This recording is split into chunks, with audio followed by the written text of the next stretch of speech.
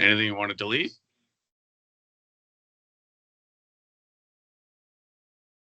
Nope. This is working. Okay. All right. I just want to make sure. All right. The October 9th meeting minutes. Anybody get to read that? I did. I didn't have any issues with it. All right. Any issues, anybody? No, good. Okay. All right. Mark, I'll take that as a motion to approve them. Sounds good to me. All right. Dustin, you moved. That's okay. All in favor? Aye.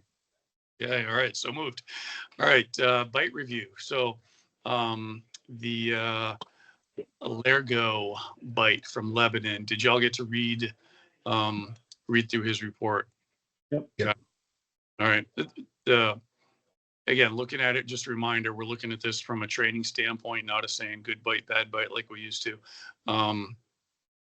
And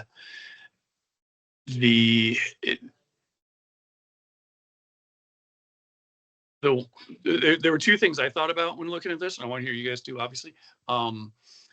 Some of his wording is a little weird.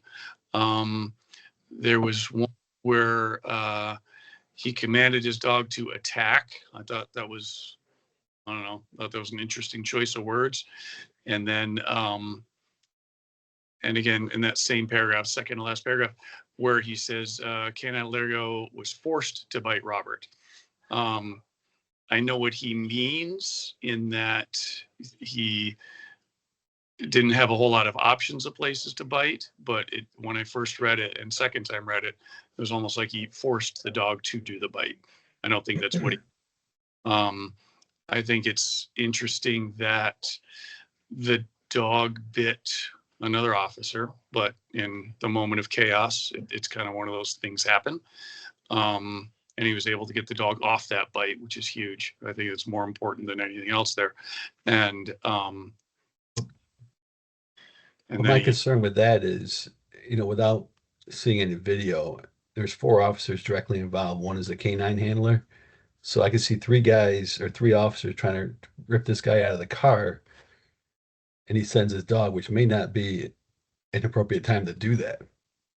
Right. And you're right, Scott. Without seeing the video, it's hard to, hey, Jeremy, it's hard to see exactly what was happening.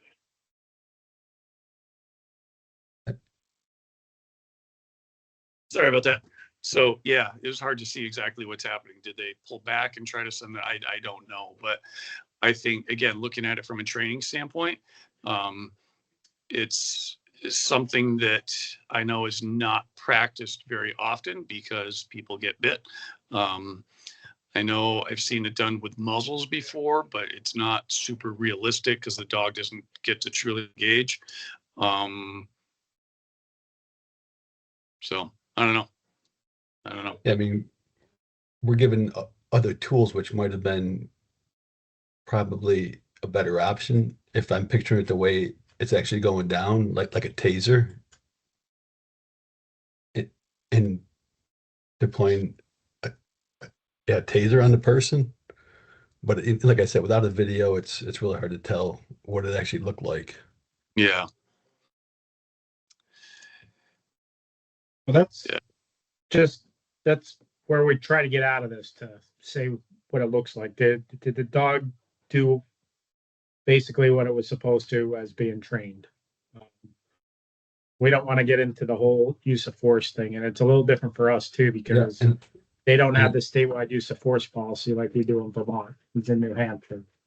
Yeah, and I'm not looking at it as a use of force, but is there a better use of force to use at that time? As like a training thing. Should he have deployed that dog at that time? Yeah, again, reading it, just being able to read it from here, I guess you're right. It is hard to tell exactly. Again, body positioning, space, all these things. It's kind of difficult to tell. I mean, overall, I just think about like training again, going back to that. I think it'd be an interesting scenario to kind of, I hate to say recreate, because you can never recreate the chaos and weather and everything else that goes along with it, but it'd be an interesting one to try to simulate in training. Again, just the chaos of it all.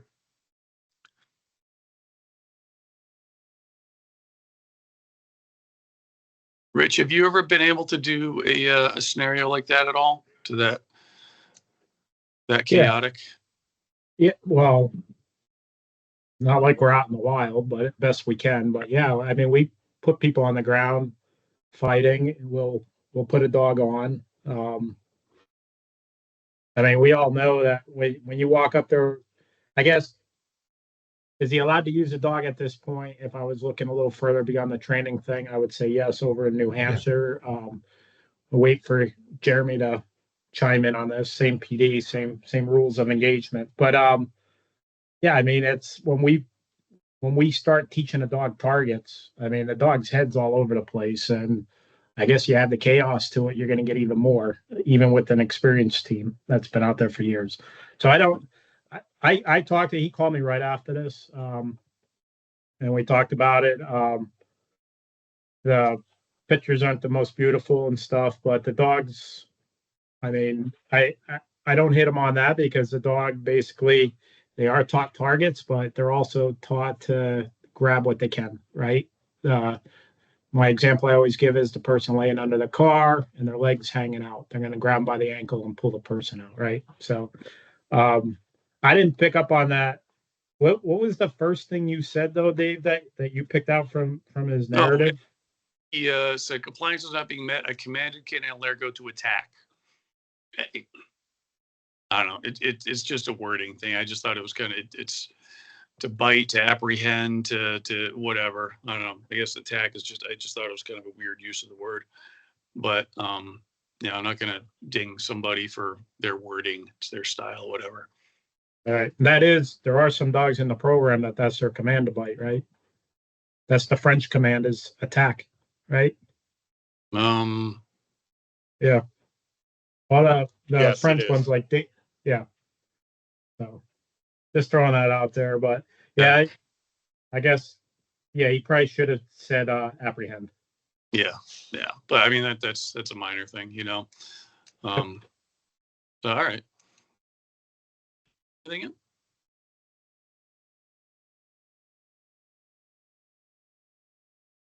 Cool.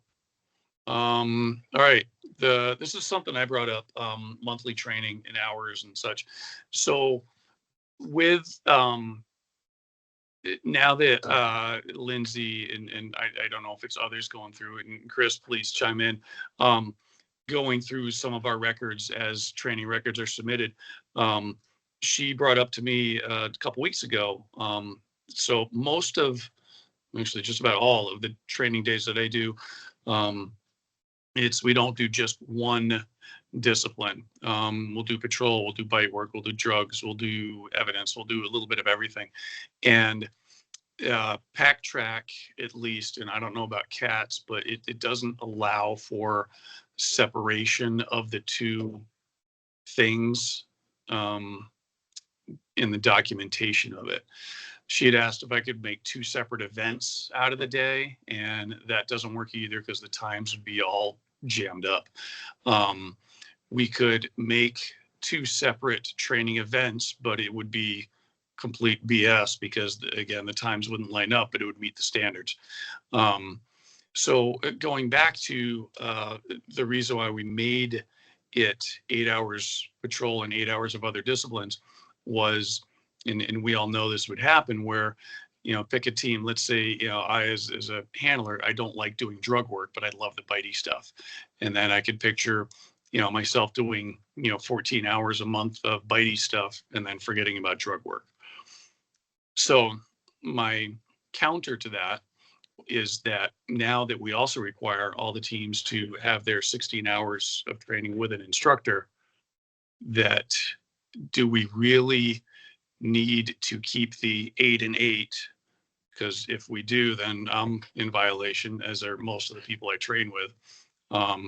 Or do we want to keep it, or do we want to change it to just simply 16 hours a month, which is kind of the national standard? Thoughts? Yeah, I'm trying to understand. So you're saying 16 hours total. That means they can do whatever they want for that 16 hours, straight Well, up drug work, or what? yeah, I'm not.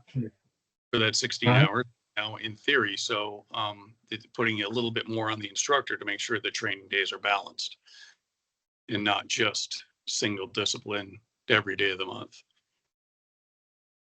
So how do we?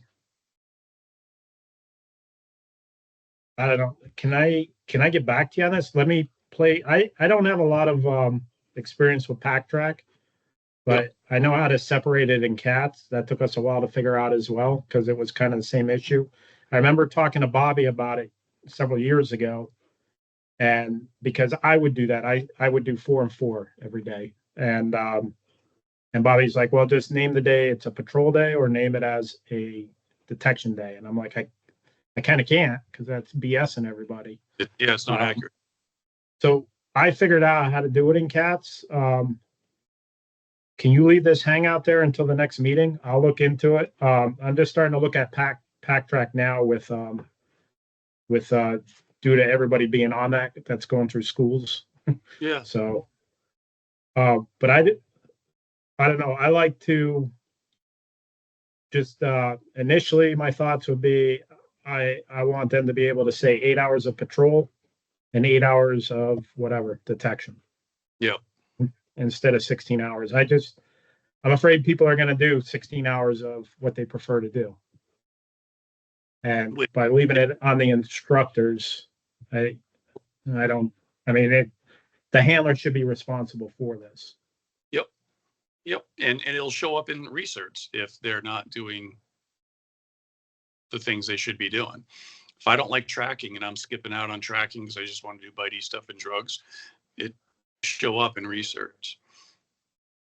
And I see your thought, Rich, and like this for so long. But what I tried to explain to Lindsay, and I think she understood it, but was like, think of a scenario where you do some evidence recovery, you find an item of clothing, you do a track from that item of clothing to a building. From there, you do a building search with a bite, and then after the bite is over, you check the building search for drugs. How do you document that? How do you document it? And there's no good way. It's training, it's good training, but it's not just drugs, it's not just patrol. So what do you do? And that's something that type of thing we do, I don't want to say regularly, but often enough so that it creates a glitch in the matrix. So yeah, I just don't know. And I'm trying to keep Lindsay happy because she's taking the time to go through all these damn things. But it just doesn't. So, but yeah, what would you do in the past if you did that scenario? Say you did that took 8 hours to do that session. Yeah. Just to simplify it here, how would you write that down? I would, well, it's the same way I do now. It's document each exercise in there. And it depends on if, like what Bobby was saying, we would make it, well, today's mostly a patrol day. We did some drug work on the side. So I'd put it as a patrol day. And then the next month or next training day, we kind of do more drug stuff than patrol stuff. So we just label that as a drug day. And again, it's not accurate. It's not what it truly is, but it satisfies the requirements. So somebody raised, I don't even know how to do that. Chris, sorry. Sorry, that was me. Yes, I think, a couple of things, listening to what you're saying and how it used to be done, therein lies what the crux of our problem was to begin with, was to show that people were actually training to what the certification standards were that they have. And so while I completely understand you, if you were taking a full 8-hour day and you were doing multiple different disciplines during that, I think the way I look at that and the way I would hope that your committee would look at that is that's up to the actual handler who has the certification to document what portion of that training were you using towards drug work, what portion towards patrol, and breaking that out. So if you had 4 different things that you were doing, that you're tracking that, and then when you submit your monthly report here, those hours for your disciplines add up, even though you might have 3 days of training or a day and a half of training to meet one certification standard. I don't want to discourage people from doing multiple things in your training, but you are the person that has the certification with your canine. That's your responsibility to track that and to report it to us. Does that make sense?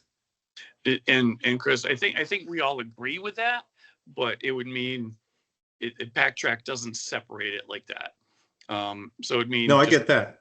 I another. get that. And if there's not a way to separate that with backtrack, it would just be again a sheet that goes along with your backtrack that just says so many hours on this, so many hours on that, so that there's a sheet that goes with your backtrack sheet that would come in and identify that you did do multiple things during that one session. So if backtrack doesn't allow for you to break it up like that, there's an explanation in that record that comes to us that shows the different things that were done. Yeah. I guess, can you guys, while we're on the topic, it's off it a little bit, but are you finding that teams are submitting their hours? That's a question that I cannot answer. That would be better answered perhaps by Kim, maybe better by Lindsay. I honestly can't tell you that because I haven't looked at any of those training records. Oh, good. I know Lindsay told me. Sorry, Dave. Oh, go ahead. there were a few teams that are tracked down to submit stuff, so it's on my list. But yeah, sorry, Kim, go ahead. No, I was gonna say, I think we'll have a pretty good breakdown once Lindsay's been able to go through all of them. I mean, teams are there are teams that, that quarterly mark hits and their hours are in, like they're very, you can see who's really on top of it. And then others, I think we're tracking down and also just still continuing to refine who is an active handler. So that's part of it too. Okay. All right. I was just curious. Yeah, I think, Rich, I mean, yeah, see, if you've got the time to dink around with backtrack and see, I couldn't figure it out. I know Lillis looked at it. I think Wayman looked at it. Yeah, we couldn't figure it out. But if you have the opportunity, can make it happen, then I think that would be the easiest solution to this dilemma. Okay. Yeah, I'll look at it. It just real quick on that though. How difficult? So I have not created events in there. I used to with cats, but not with backtrack yet. Yep. Like to do a 4-hour session on patrol and a 4-hour session. I mean, even if you did 6 hours of patrol and then 2 hours of detection, like Chris was saying earlier, that is like the handler has to pay attention to that. So on the next one, he's going to want to do 6 hours of detection, 2 hours of patrol, whatever. But is it that difficult to create 2 different sessions for the same day? You know what I mean? No, you could easily create. So the way backtrack does it, the event is for the day, and then the exercises are for the different things that we do. And the exercises, unfortunately, from what I can tell, do not divide it by time or hours or anything. The event does. So, and the event also keeps track of not just hours, but time of day. So it would show, 8 to noon, we could do drugs, and then noon to 4 do patrol. But again, that's not accurate. It'd be bullshit. So we could do that. It just wouldn't be accurate. I'm lost, and this may just be on me because I'm not familiar with backtrack. But when you say you create an event and it's for the day, is that for an 8-hour day? For whatever we do. If I could do an event for a 4-hour day, if I'm just doing a half day of training or 2 or 12, whatever. The way it's set up is it's the actual time. So 0800 to 1600. So, and then it figures it as 8 hours. So you could, in theory, do an 0800 to 1200 hours backtrack training session or event and do it for tracking. And then you could do a separate one for the afternoon from 12 to, 1600 or however many hours you were doing it for a different type of discipline. Right. Oh, easily, totally easily. But the challenge is if, let's say we do, like a scenario like I talked about before, where it's kind of all mixed. And so again, we could do it. It would just not be accurate. So and again, think, not to belabor this, but so as a canine handler, knowing as I'm learning here as I go, okay, so bear with me, but knowing some of the things that you are training to get your canine to do what you want it to do, does it make sense to do 4 or 5 different scenarios within one training day, or does it make more sense to focus more hourly time on a certain task to make sure that the canine is proficient on it? Or am I just talking out of my head? no, you're right. Sometimes it kind of depends on the day. There's some days we don't do any scenarios and it's just repetition. Other days where it's a couple scenarios. Dustin, you got to figure out the raise your hand button thing. I don't know how to. You said that didn't work. You said that didn't work for you. However, so I understand you can't break down the hours in Pack Track when you're entering an exercise. It doesn't break down if it's patrol, tracking.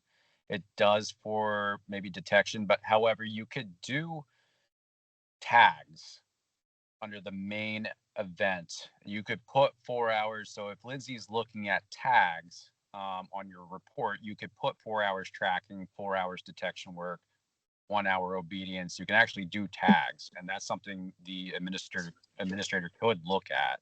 Instead of doing an additional sheet, the handler can put that in there, or the evaluator can put that in there.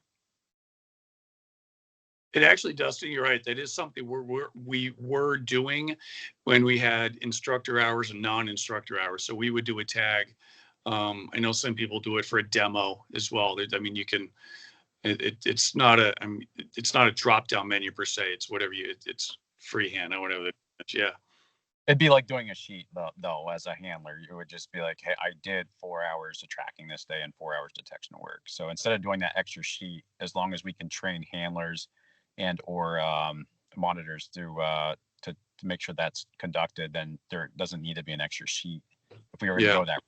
So well, and like that, I'll try that for this next, I guess, quarter of whatever, and see how it plays out. But yeah, I think. Let me just ask one more thing real quick. Sorry to interrupt, Dave. Like on cats, so I would put down like basically it's your 8 hours event. I'm training today, 8 hours. But in there, then I go down and it's all sub things, right? So your bite work, your tracking, whatever, and they all listed to the patrol side.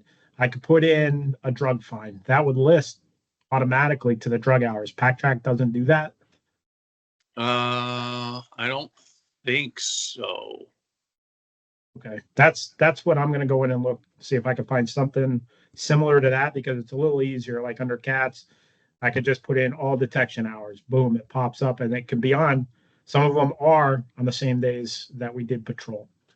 So let me look at it a little too, and I mean, let's get back to each other on this, because I didn't know that this was even an issue.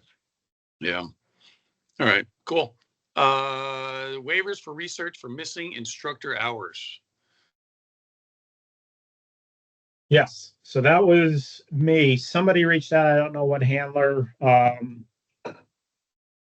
We've never discussed this. My last meeting with NestPack, this got brought up as well. This has been brought up a lot, especially since COVID.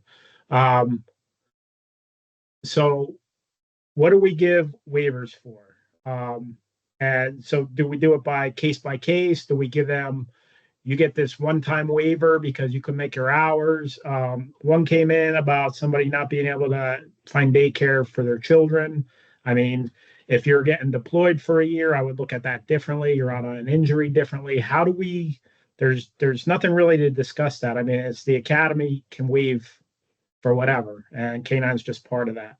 So should we discuss like what would make sense as far as K9 for waivers? Because if somebody's putting in for, they couldn't make up hours for 6 months, but they do that every year. I mean, is that legit or what? So just wanted a discussion on this.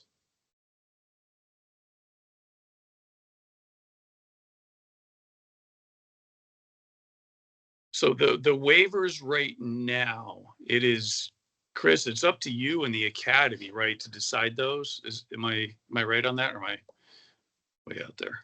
You are, but a waiver should always be looked at as an exception or an exemption for time that you couldn't. A waiver doesn't mean it just magically disappears. A waiver means that you are authorized additional time to make up something that hasn't been made up. And I don't know that that's always been the case. But that's clearly that's the authority that I have, is to provide a waiver or an extension of time, so to speak. And then the other part of that would be like, how much time off and like, how much do we have to make up? So obviously, if they're gone for 12 months, are you going to make them come back for 24 days if they're a multi-purpose team? I mean, there comes a point when it's just, you're going backwards because, you're dumbing it down. So that was what I wanted to bring up. Yeah, here's where I will rely somewhere on Kim sometimes, where if I look at things, we have to be reasonable on certain things, right? So if somebody's on deployment and they're gone for a year, you're not going to have them come back and make up every single one of those hours, right? But they should be able to come back, attend training where they could reach another certification level that that their dogs would meet the certification level that they're supposed to. It's to get them back up to speed. So I don't know that you have to set a time parameter for each type of waiver that's granted. If you have somebody that's out on injury, whether it's the canine or the officer, the dog isn't getting the continued training that it should be to remain proficient. So if you're gone for 3 months, I would look at that as said, that's not a great deal of time to make back up, right? But if you're gone for 8 months, is it reasonable to think that you're going to have to do, that amount of hours to get back to the good graces of where you should be? I don't think that is reasonable. I think that getting your dog back to being able to meet the standard is what's the most important thing. Kim, am I off there? Okay. No, I don't think you're off at all. And I think, we have the waiver committee for waiver requests that are more than 60 days. And we could check in with the waiver committee, but essentially they're looking at all the facts and circumstances of why the request is being made and then what is reasonable to ask that then whatever's being missed is made up for in what time. So I think my guess is Rich is bringing this to the committee because it would be, if a long-term waiver came to us and it was more than 60 days, we would bring it to the waiver committee. And unless they understand what it would take to have a canine and a handler back up and running, they wouldn't be able to make a very informed decision there. And then they'd be asking the head trainer to weigh in and/or the canine committee. So I guess, Rich, and you can correct me, you started off saying, should this be case by case, which is, Chris, I'd say the waiver committee pretty much does case by case. I think over time, you start to have patterns develop. But it is nice to have some parameters around those decisions, just so that we wouldn't at some point have some inequitable, denial of a waiver, say. But I think it's a really important thing for Rich to bring up and for the committee to weigh in on. If you think there are certain factors that need to be considered or sort of guardrails to put up. Like, if I may, I think one of the factors that needs to be considered is that the lack of in-service instructors right now that are available. Previously, if somebody was short, again, talking short term, just a day or two or three, whatever, they knew they could always go to the academy and slide in with a day with Bobby. And please tell me if I'm wrong on this, but that's not really an option right now. So then they're at, if they want to make up hours, I don't know off the top of my head who the current in-service instructors are, but there's like a couple of us. My days are set. Lilis's days are set with me. So they're the opportunities to get instructor hours are very, very limited right now. So I just think that should be a factor if people are trying to get training.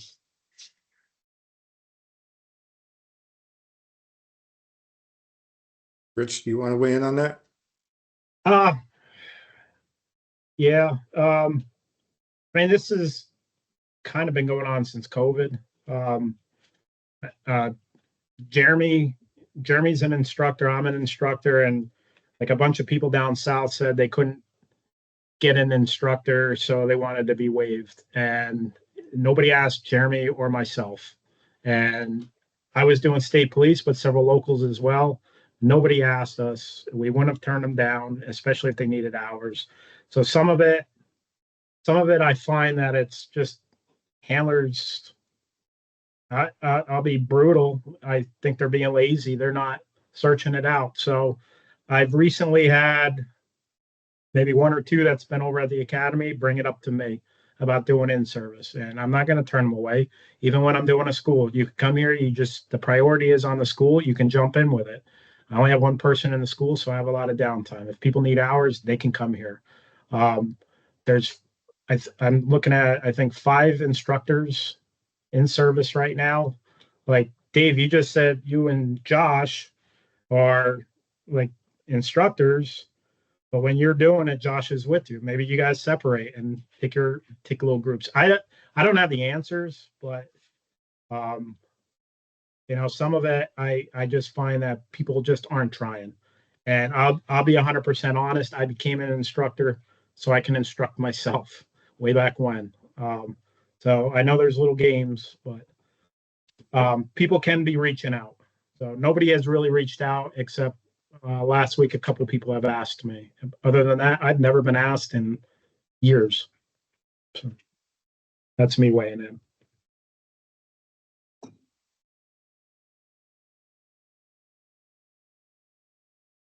I'm not discounting at all the fact that you could use more instructors for sure. That's part of the target, right? Like that's why when we know that folks really want to begin a canine team, we get the buy-in of their agency and the support of those handlers to make sure that they know that this is a commitment, right? There's a lot of work. Canine handlers are well thought of in Vermont law enforcement.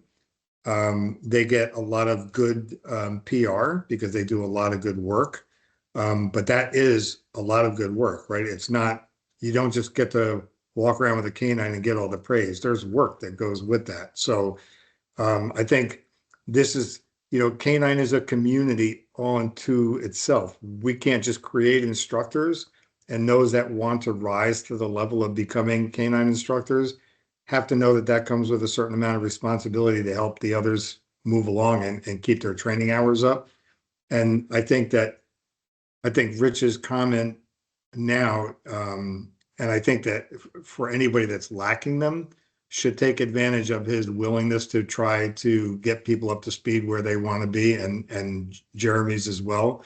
I think for someone that's really having a hard time or a problem, if they can articulate to us that they've reached out and there hasn't been an instructor available to them, and that's something that just can't be overcome, then there's a possibility for a waiver right there. But I think we all just need to be working a lot harder at meeting the demands and the criteria that's expected of what the standards set out for you.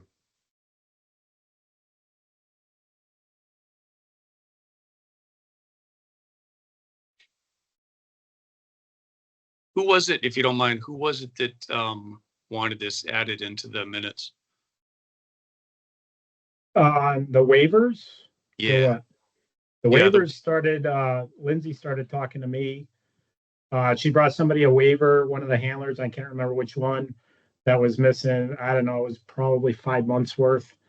And I told her that I have heard nothing I've heard waivers probably more than everything on NESPAC and the VPA side. So I said, I'm going to bring it up with the committee to start Okay. talking about it. So it was me.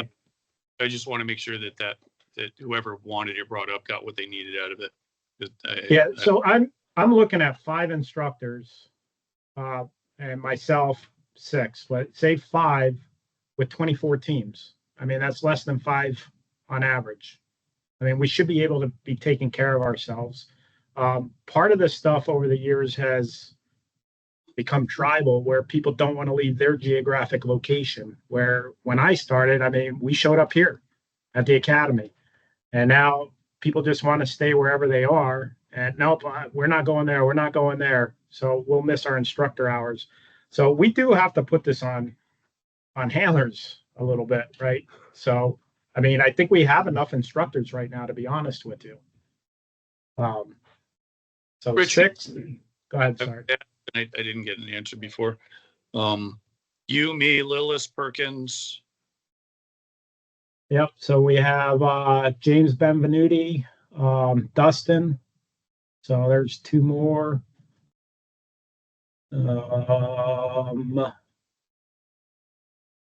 Josh. Yeah, I think that's it. So that's 5 with maybe 6. 6. Okay. All right. And some of that, Rich, people not reaching out to you, especially now.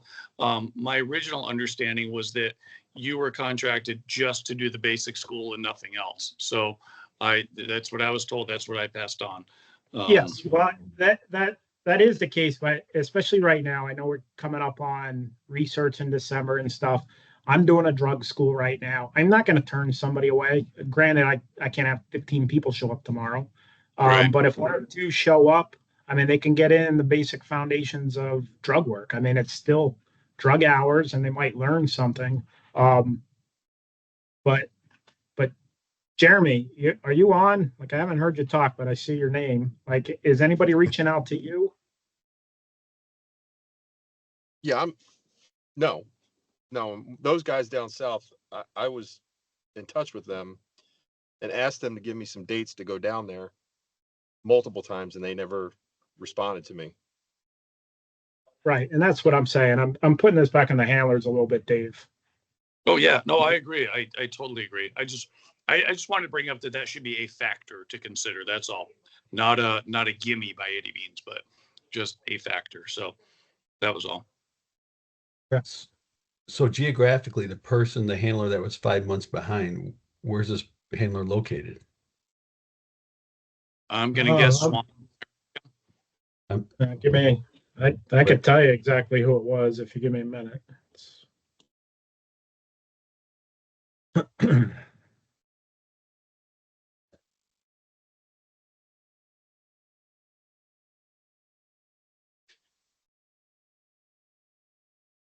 I think you were right, though, Swanton. I just gotta. Yeah. Al Gagne, Gag, whatever. Yeah. Oh, let me see. I got it. Let me see. I got it right here. Let me open it. Yep, that's who it was. So he really has no excuse with most of the instructors are up north. Right. Is he in your group up there, Dave, or no? He was, but due to I think the childcare issues, he hasn't made it in 5 months. That sounds about right.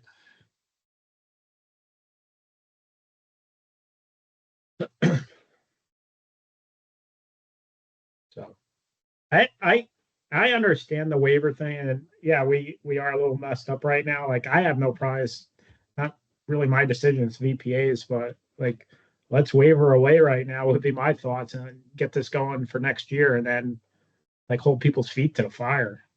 That's just my thoughts.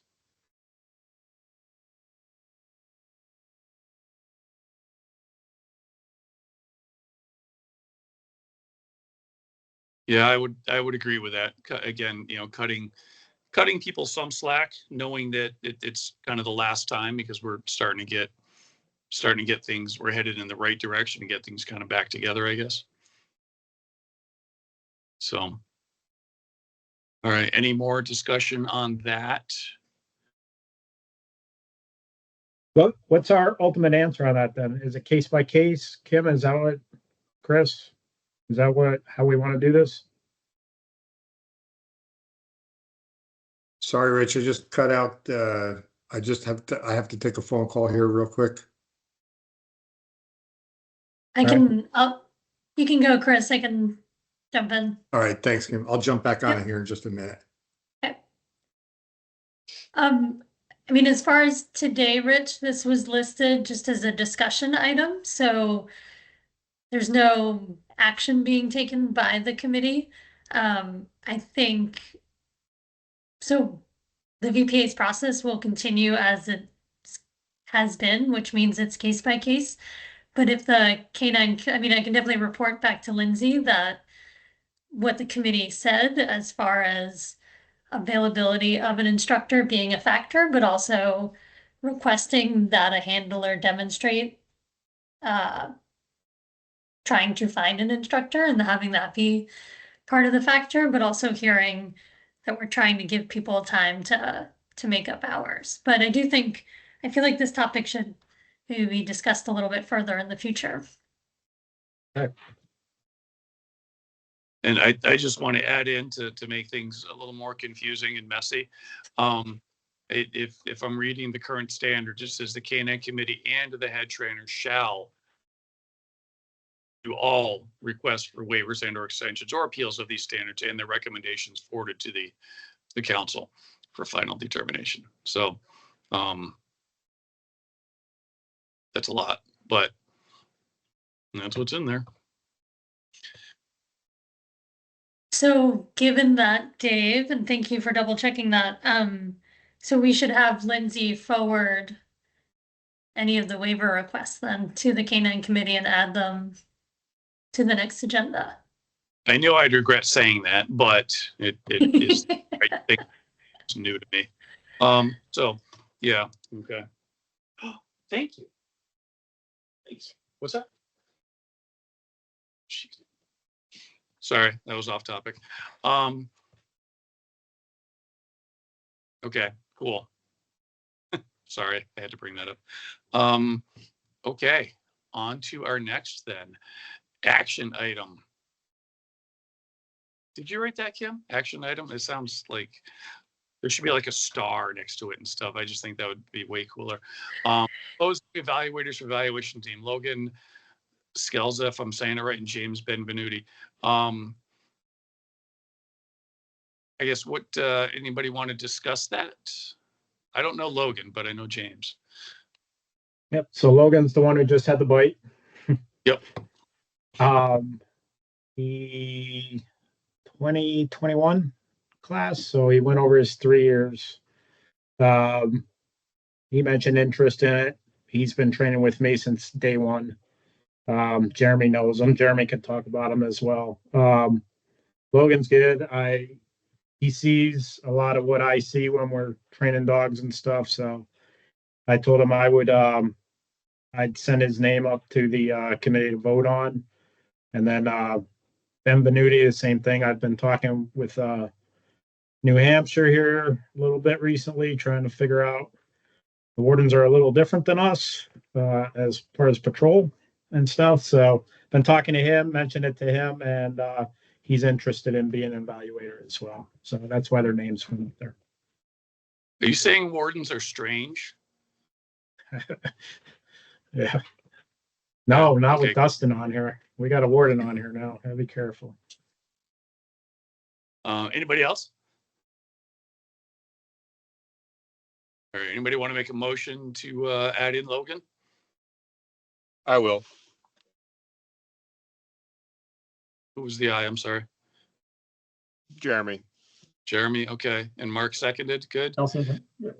All right, all in favor for Logan on the evaluator? All right. Aye. All right, so done. How about Benvenuti? Anybody want to make a motion? Motion. All right, and seconded by Doug. Kim, you keeping up? I'm sorry, going too fast. Yep, sorry, who seconded that one? Okay. Dustin, thanks. Yep. All right, all in favor of adding James on? Aye. Aye. Aye. All right, good. Cool, so that gives us, who do we have as evaluators then? Give me a second. I'll pull that Got up. We got a good list going finally. So I have Mark, there'll be Logan, Dunlop, Perkins, Dustin, Brian, Josh, Krista Maurice, Ryan Miller, and myself. So 1, 2, 3, 4, 5, 6, 7, 8, 9, 10. And Benvenuti. So 11 total. Sweet. Are they all going to be making it on the 20th, Rich? Everybody but Benvenuti. So he might not be an evaluator because that day didn't work with him. And I told him we can do him next year because we're going to have to do another evaluator class. Right, we have to do one a year, so the next one we'll do right before like patrol research. So he's good with that. If he can't make it on the 20th, he won't officially be an evaluator until the following year. Cool. That's a good crew. Thanks, Rich, for dealing with most of that. All right. Data for the Academy. I know that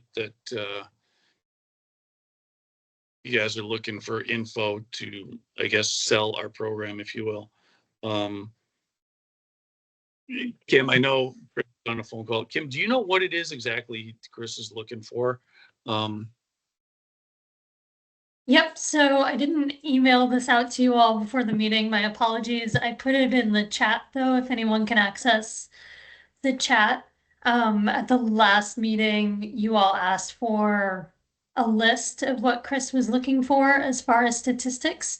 And so, can everyone see the chat? Yes. Okay, great. That is Chris's list, if it's possible. How do you get there? How do you? Chat Up button. top, there's a button that says chat. It's like a little top bubble. You click on that. No. I can read it. Send it to me later, Kim. That's fine. I'll send it to you later. Yes. But he does have a list, and then part of the conversation, just a reminder, last time was talking about once you had the list, how you might go about sort of breaking this down to collect the data. That you might want to look at it regionally or some other way, just to not make it such a big project for one person, but spread it out a bit. Yeah, just so you know, this is information, assuming that you're talking about the list that I was asking for. Yes. Yeah, this is what I had mentioned, at least at a couple meetings, in the hopes that it would help me to push this across when I had to do my budget presentation, which has sailed. I've already had that opportunity. So I didn't have this information available, but I would still like it simply because I have another finance meeting that some of the things that I had asked for, they were looking for more clarification. So if anything would help me get to the point of getting a position here as a head canine trainer, those would certainly be some of the things that would help me get there. So if I could get that, that would be much appreciated.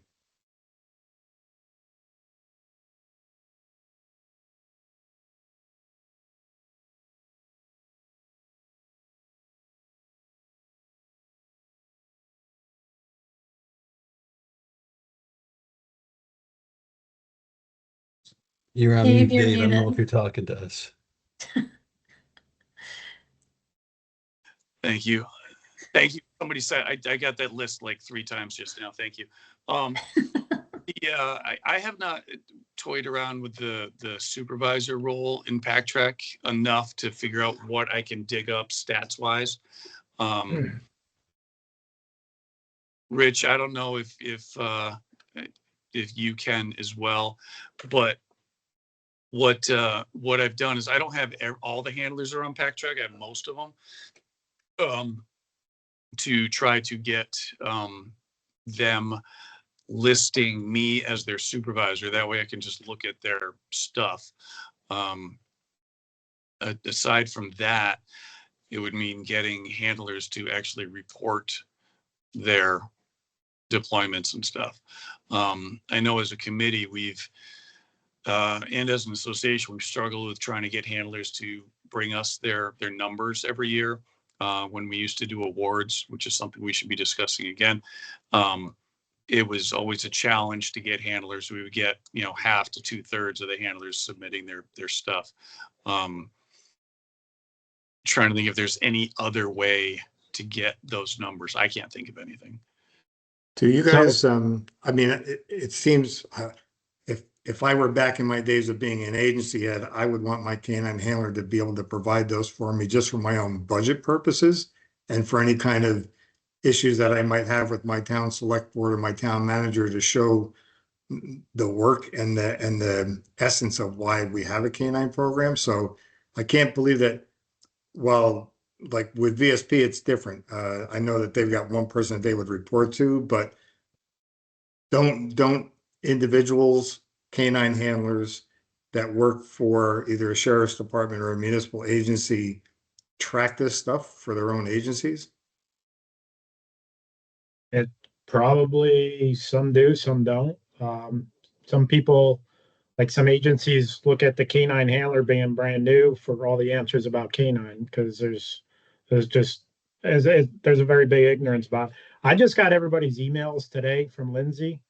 I can send that out to all those emails, and I can request either I'm the supervisor because Lindsay just requested supervising mine, so she can piggyback off of me and see everything. We could try that. I could go in while I'm messing with the pack track on the other thing about the monthly training as well. I'll see how that works out. So if you want, let me mess with this and we'll talk about this at the next meeting. If you guys are good with that, but everybody has to answer me on the emails when I send them out. If they don't answer me, I can't look at their stuff. And I see on here, there's 4 teams that have no pack track. I'm not sure what to do with them. So Benvenuti, Kraus, Leo Prado, and Dave Dewey. You don't have pack track? Oh, I do. All right, so 3 out there that don't have it. So yeah, I'll send out an email and see if that way at least the academy, Lindsay can look at everybody through mine. If you're good with that, Chris. Yeah, that makes sense. Okay. And that I think there actually might be some out there, maybe that might be on cats too. I thought there was 1 or 2 PDs that might have been on cats. So Yeah, Leo's on. I don't know who else. Oh, that's why he's listed as no pack track. Okay. Okay, good. Yeah, Rich, I'll text you the email I use for pack track. It's not my work one, so. Yeah, aside from pack track, most people, at least from my agency, should be able to pull stats from Valcor, correct? I would think so. Not necessarily. Like I know, like on VSP, I didn't require that, so like it was too many records and too many opportunities to find something different. So all canine was in cats, but there would be there'd be a little comment that there's a canine report generated. Okay. So it wasn't like you can go in Spillman or anything and actually read the canine part of it. Okay.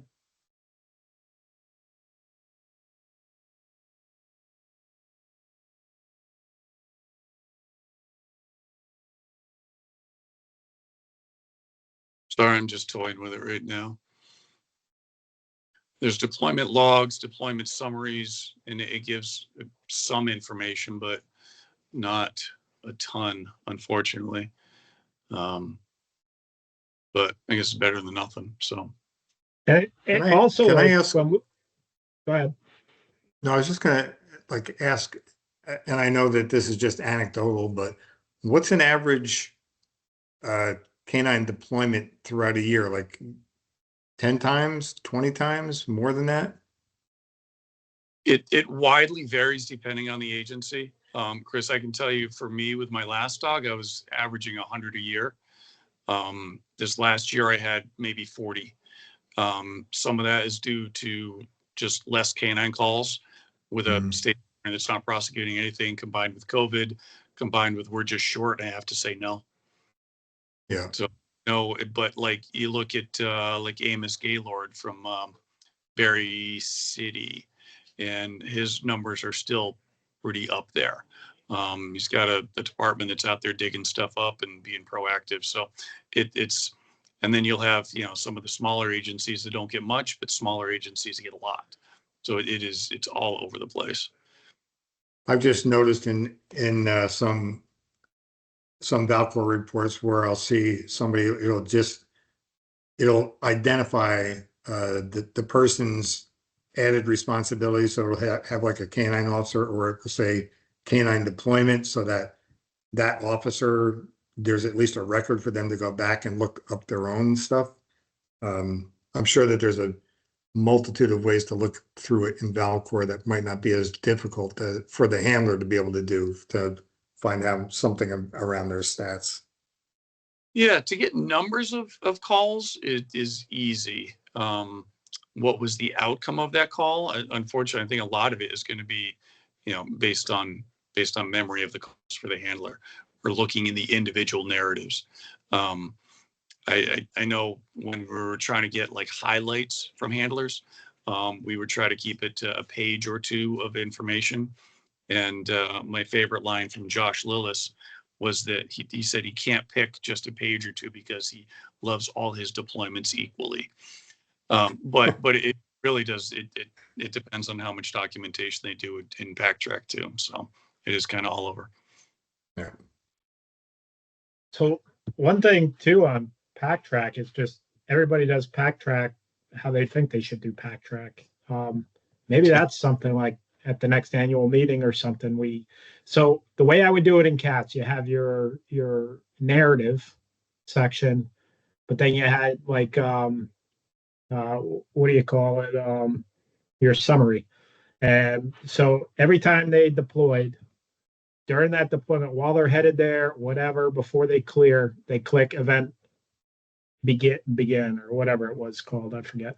So we get the date, the time, the weather, all that is stamped. And then they do a summary. And their summary, all I told the troopers, all I want is a one-liner that goes all the way up to command staff. I want to know what the call was real quick, like responded to a missing person, deployed for track, find made or no find. That was the summaries. So that is very simple. And I think Pack Track can do the same way. So if people are entering stuff like that, if it's more detailed, obviously go into the narrative, spell it out. You can put in see the Valcor case or whatever. I get it. But something for summaries, a one-liner, bullet points, just what the call was, what you did, and what the outcome was. Deployed on a car, ran them around, got an alert, found drugs, 3 arrests, whatever, one-liners. So something like that. Maybe we should do a training on it. That would be a good annual training, especially when 90% of the people are on Pack Track. Yeah.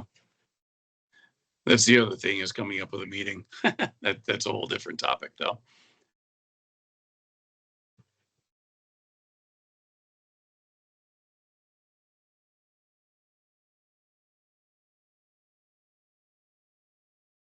All right, so we'll leave it as Rich is going to do some homework on that, see what we can dig up. Once he gets everybody kind of into his database, might be able to get some better information. So, Chris, we will get something to you. May not be Thank everything. you. It'll be some. Yeah. All right. Public comment. Any of the public want to comment? Jeremy, you good? I don't know. Somebody's been saying my name for the last 30 minutes. All right. Me out. Different Jeremy. Okay. All right. Anything else, folks, that we want to talk about?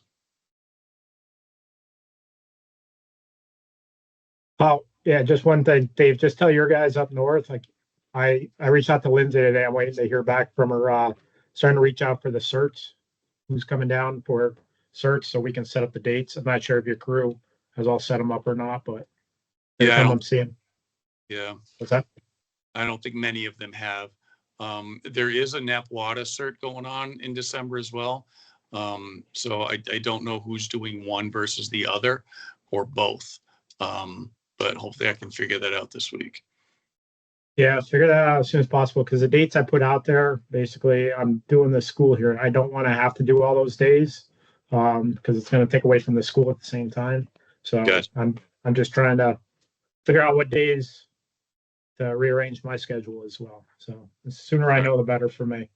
Gotcha. Yep. I'll remind them on Thursday. Hopefully they'll have some. Okay, thanks. Cool. All right. Mark, did you just make a motion to adjourn? Yep, sure did. Okay. I did. Dustin, did I see you second it? All right. Dustin, I love the stash, man. That looks good on you. All right. All right. All right. All right, guys. See you later. Thanks. Thank you. See you guys. We got to set next meeting. Oh, yeah. Oh, shit. We just lost people. I'll send out an email. Email's good. God damn it. Okay. Hope it's not recording anymore. Thanks. Bye. See ya.